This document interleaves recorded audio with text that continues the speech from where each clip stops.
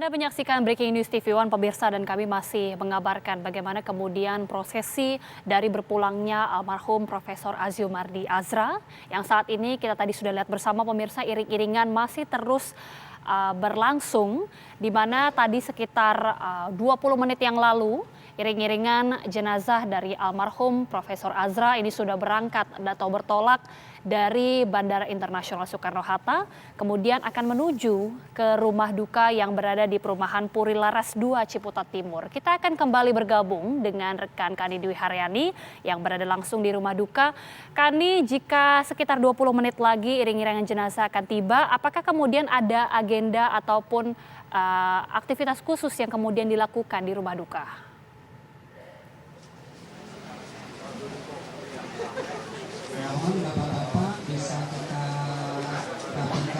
Kani?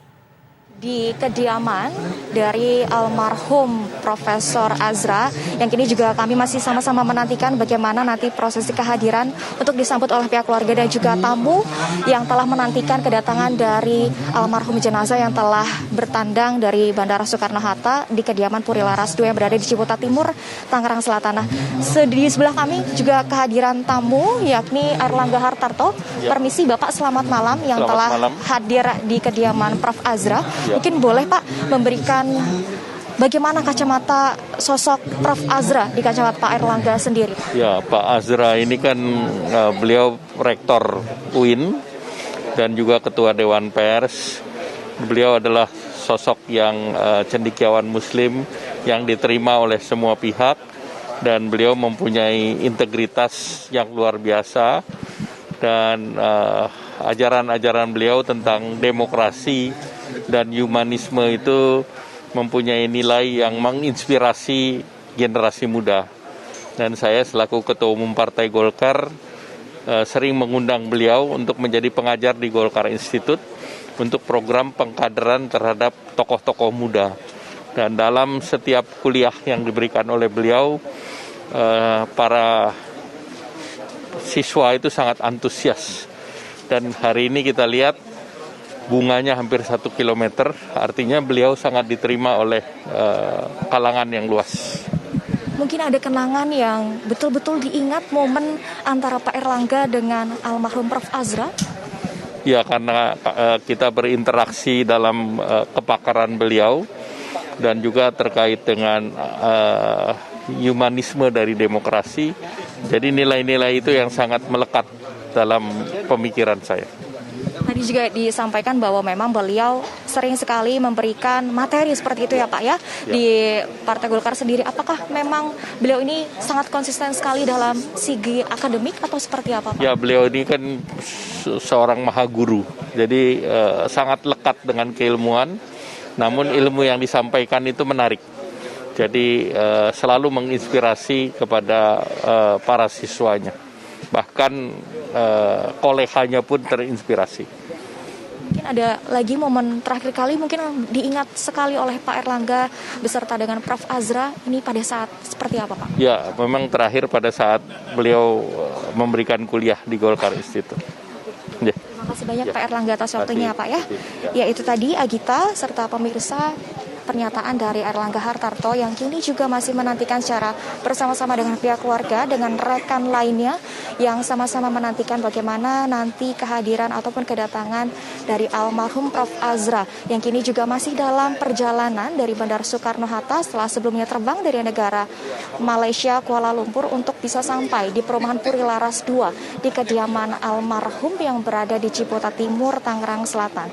Hingga kini pun juga kami memantau suasana di kediaman almarhum ini semakin ramai karena memang sama-sama dinantikan kehadiran dari almarhum jenazah Prof. Azra untuk bisa sama-sama disaksikan secara bersama kehadiran beliau yang memang diketahui telah wafat pada hari Jumat 18 September 2022 lalu di negara Malaysia, yang memang diketahui beliau bertanda ke sana untuk menghadiri sebagai narasumber untuk memberikan materi di sana, yang memang tadi disebutkan juga oleh Erlangga Hartarto bahwa dirinya ini memang sangat konsisten sekali dalam dunia akademik, yang bahkan dikenal sekali pula pada saat berrelasi dengan yang lainnya sangat konsisten sekali dalam segi akademik. Adapun persiapan dari pihak keluarga di kediaman almarhum Prof. Azra tadi pada saat Bada Isya juga telah dilakukan tahlilan bersama yang dihadiri oleh warga sekitar, tetangga, kemudian juga kolega dari kampus UIN Syarif Hidayatullah, karena memang kita ketahui bersama bahwa beliau merupakan mantan rektor dari UIN Syarif Hidayatullah,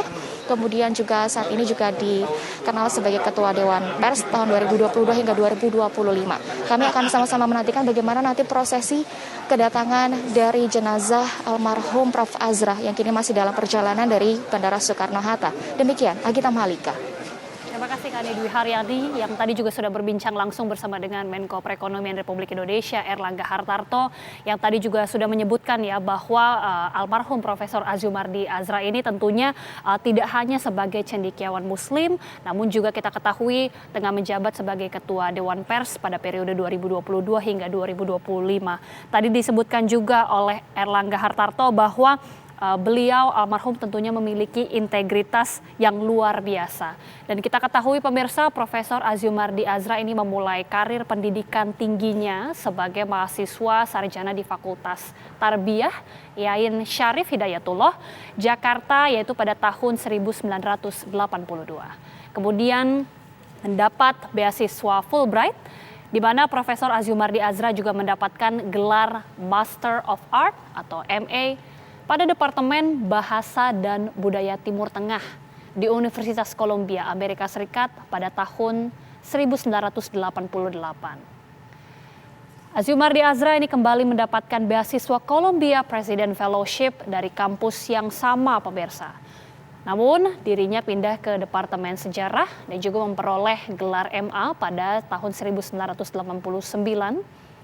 Kemudian pada tahun 1992 beliau mendapatkan gelar Pasca Sarjana Master Filsafat dari Departemen Sejarah Universitas Columbia tahun 1990. Puncaknya, Profesor Azumardi Azra mendapatkan gelar Doktor Filsafat dengan disertasi berjudul The Transmission of Islamic Reformism to Indonesia.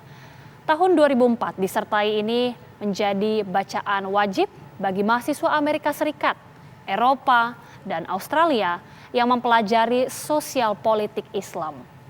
Disertasi karya Profesor Azumardi Azra ini kemudian diterbitkan di Universitas Canberra, Australia, Universitas Hawaii, Amerika Serikat, dan tentunya di Leiden, Belanda. Kemudian kembali ke Jakarta pada tahun 1993, kemudian almarhum menjadi pemimpin redaksi Studia Islamika. Ini merupakan sebuah jurnal Indonesia untuk studi Islam. Kemudian sejak tahun 1998 hingga akhir 2006, Profesor Azumardi Azra menjabat sebagai Rektor UIN Syarif Hidayatullah Jakarta. Almarhum merupakan orang di Asia Tenggara pertama yang diangkat sebagai Professor Fellow di Universitas Melbourne, Australia. Kita kembali ke rumah duka dan bergabung dengan rekan Kandi Dwi Haryani. Kandi, Anda bisa gambarkan bagaimana kemudian situasi di sana? Apakah selain Erlangga Hartarto dan juga Lukman Hakim ada kemudian tokoh-tokoh lainnya yang sudah tiba di sana, Kandi? Iya Agita, jika tadi kami telah berbincang bersama dengan mantan Menteri Agama Lukman Hakim Saifuddin beserta dengan Erlangga Hartarto, kini kami juga akan bertanya langsung bagaimana sosok almarhum Prof. Azra di kacamata keluarga kandung sendiri, yang kami akan tanyakan yang sudah bergabung bersama kami dengan Pak Indoyama. Selamat malam Pak Indoyama. Ya, Assalamualaikum warahmatullahi wabarakatuh. Pak, boleh izin Bapak sebagai apanya almarhum Prof. Azra? Ya, saya ponakan dari Prof. Azra dari pihak ibu. Mungkin boleh diceritakan kepada pemirsa TV One bagaimana sosok almarhum Prof. Azra di kacamata Pak Indoyama sendiri. Jadi Prof. Azra adalah paman saya. Beliau orang yang tegas dan sangat disiplin terkait dengan pendidikan. seluruh dari anak-anak dan ponakannya dianjurkan untuk menempuh sekolah yang tinggi. Kemudian beliau memberikan contoh dan teladan bagi kami untuk bisa terus tumbuh dan berkembang. Karena memang dari nenek-nenek kami pun dari latar belakang guru, sehingga kemudian mengalir ke paman-paman kami, sehingga kami memang dididik dari kecil untuk terus mengembangkan pendidikan bagi kami dan keluarga. Adakah momen yang sangat dikenang sekali oleh Pak Indoyama dengan Prof. Azra semasa beliau hidup? Ya, terakhir beliau berpesan kepada saya untuk mengurusi guru besar saya. Ini yang membuat saya sangat terpukul karena amanat beliau, pesan beliau belum bisa saya penuhi sampai sekarang. Terakhir pertemuan saya, beliau coba kamu urus segera untuk menjadi profesor. Ini harapan dan cita-cita beliau. Mudah-mudahan ini cita-cita beliau bisa saya tempuh untuk bisa memenuhi harapan beliau. Ya, memang beliau sangat menekankan sekali untuk mengenyam pendidikan setinggi-tingginya seperti itu ya Pak ya. Oke, baik, kami mengucapkan turut berbela-sungkawa sekali lagi kepada Pak Indoyama beserta keluarga. Tapi mungkin boleh nggak Pak ceritakan kepada kami, pemirsa TV1, satu lagi mungkin ada kenangan lucu bersama dengan Prof. Azra, karena memang beliau terkenal serius, tapi lucu juga, ini seperti apa Pak? Jadi kelucuan beliau ini memang untuk Prof. Azra sangat mahal untuk tersenyum ya, sehingga kadang-kadang kita tidak paham apakah maksud beliau bercanda atau memang serius, karena sesuatu segala ditindaklanjuti dengan serius. Seperti misalnya ketika saya lebaran mengunjungi beliau menanyakan seluruhnya udah kemana saja, satu-satu di absen, udah ke tempat ungku ini, ke tempat ini, ke tempat ini, semuanya itu sampai anak saya nanti diberi uang oleh beliau, ini nanti buat jajan bakso ya, jangan beli yang lain-lain semua. Jadi beliau memang orang yang serius tapi juga dekat dengan anak atau cucu-cucu beliau gitu Pak. Jadi harapan beliau memang selalu menasihati dengan pendidikan, menanyakan pendidikan kepada cucu-cucunya, anak-anak kita semua ya. Dan kita dikumpulkan ketika memang hari-hari besar keagamaan seperti hari Lebaran, itu ditanya di absen satu-satu. Udah datang kemana saja, sehingga beliau nanti menanyakan ke kita untuk yang belum kita hadiri untuk bisa didatangkan. Sehingga silaturahmi memang menjadi kekuatan bagi beliau untuk ditekankan, diajarkan kepada orang tua kita, kemudian kepada cucunya, kepada anak-anaknya, kepada ponakannya semua untuk saling bersilaturahmi. Sedekat apa berarti Pak Indoyama beserta dengan Prof. Azra? Ya, kebetulan saya memang ditinggal bapak saya ketika saya masih remaja. Kehidupan kami ditopang oleh Prof. Azra yang dari nenek kami mengamanatkan untuk membantu mengurusi keluarga. Jadi memang Prof. Azra sangat peduli terhadap seluruh ponakan-ponakannya, sehingga dibimbing, kita dibina sebagai adat bahwa kemenakan dibimbing, anak dibina, dan kemenakan dibimbing itu betul-betul beliau jalankan. Sehingga akhirnya kami semua mengecap pendidikan yang tinggi berkat jasa-jasa beliau terhadap kita semua. Terima kasih banyak Pak Indoyama telah memberikan pernyataan berkaitan dengan bagaimana sosok Prof. Azra yang memang saat mengayomi keluarga, bahkan memberikan mandat untuk bisa mengenyam pendidikan setinggi-tingginya. Bahkan juga ada momen lucu tersendiri dengan Pak Indoyama. Oke, nah ini sebelah kami, Agita dan juga pemirsa, kebetulan ada adik kandung dari Prof. Azra dengan Pak siapa? Azril Azra. Dengan Pak Azril Azra. Baik, Bapak sebagai adik kandung dari Prof. Azra, mengenang sosok kakak kandung seperti apa? Kakak sepandung yang selalu membimbing, jadi panutan bagi keluarga. Dan dia sangat disiplin dengan waktu. Kemana saja tetap bawa buku, tetap membaca. Tidak ada hari tanpa tidak membaca. Masa kecilnya sebelum sekolah dia udah bisa membaca. Nah, itu. Pak Azril sebagai adik kandung Prof. Azra, mungkin ada kenangan pada semasa kecil, kemudian beranjak dewasa, hingga menjadi orang tua. Bagaimana kenangan yang sangat berkesan di antara hubungan adik dan kakak kandung? Kenangannya sama-sama bekerja, disuruh sama orang tua, sama-sama istilahnya sama dimarahi sama orang tua, sama dihukum sama orang tua, sama menjalanilah hukuman gitu. Artinya memang beliau ini kan lahir di Lubuk Alung, betul ya Pak ya? Kemudian juga bagaimana kenangan semasa kecilnya bersama dengan keluarga dan juga pada saat sudah beranjak dewasa berhidup di ruang keluarga besar, sosoknya apakah memang yang sangat diperhatikan dari pihak keluarga atau seperti apa? Diperhatikan juga tidak, tapi dia udah menonjol dari kecilnya. Udah pintar dari kecil, dia udah bisa mandiri dari kecil. Jadi sekolah SD di Lubuk Alung 6 tahun, sudah itu mendiri ke Padang PGN dan sampai mendiri kuliah di IAIN. Dia mandiri, uang jajannya sedikit dia harus mandiri mencari uang. Beliau kan memang telah dikenal sebagai sosok cendekiawan muslim, kemudian juga sosok akademis seperti itu ya Pak ya.